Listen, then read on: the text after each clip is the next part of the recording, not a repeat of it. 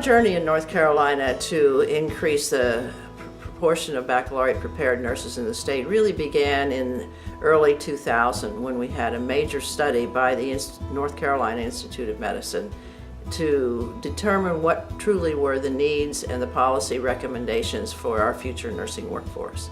And a priority recommendation at that time was to change the ratio of of BSN to ADN prepared nurses. We had a much higher proportion of ADN nurses. We wanted to get to 60% baccalaureate prepared nurses within 10 years.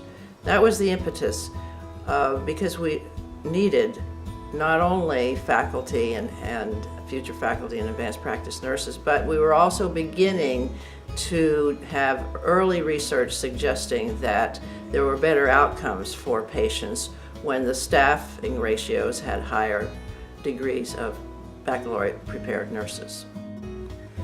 In 2008, we were very fortunate to get a grant called Partners Investing in Nursing. It's a grant that's supported by Robert Wood Johnson Foundation along with the Jonas Center for Nursing Excellence in New York City. We were part of a multi-regional grant to take a model that had been originally developed in Oregon and adapt it to both a rural area as well as a major metropolitan area. So New York City was the metropolitan area and North Carolina was the rural area, and we chose Western North Carolina for that to work with one university and one community college. So that was the initial piece of our funding. And then as we expanded our work in North Carolina, we were able to get a major grant from the Duke Endowment. The RIBN Project is unique in that it is a partnership between associate degree programs at the community college and baccalaureate programs at the universities. If you look at North Carolina, we're basically spread out over 600 miles from east to west. And we have many rural communities where there are community colleges, and traditionally students who need to stay at home for personal, financial, family reasons their only opportunity is to go to the community college. So RIBN offers them an opportunity to get a baccalaureate degree without leaving home. And this is particularly important for not just students in rural areas, but families such as veterans who come back and their families are settled. They can't go off to college, but they want to get that baccalaureate degree. With my interactions with the students, probably the major thing that brings a big smile to their face when you talk about RIBN is that we opened up a door of opportunity that they never thought would be there for them. They have to stay in their home communities, and particularly again in the rural and underserved areas. These bright folks that have a great potential for the future are now seeing that they can get that baccalaureate degree, and that will open up the opportunities for them to go on in their education without having to leave their home communities. So that's really the exciting thing. It's particularly cost effective for students.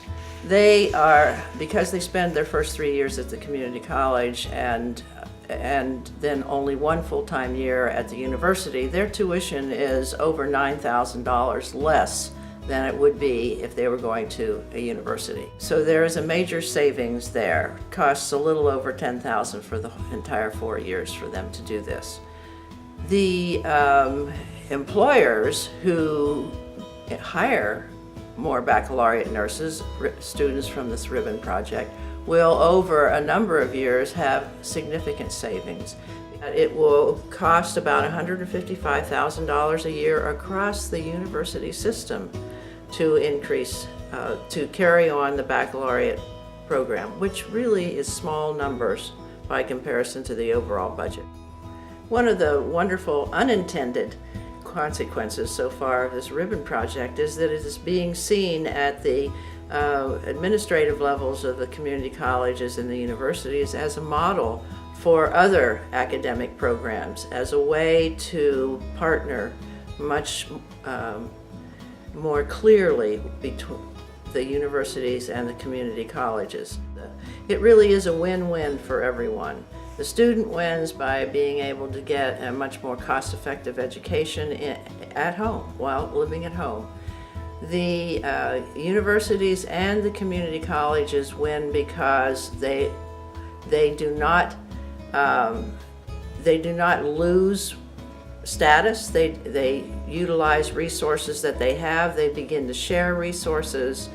They work much more collaboratively than they ever have before to help produce the nursing workforce of the future.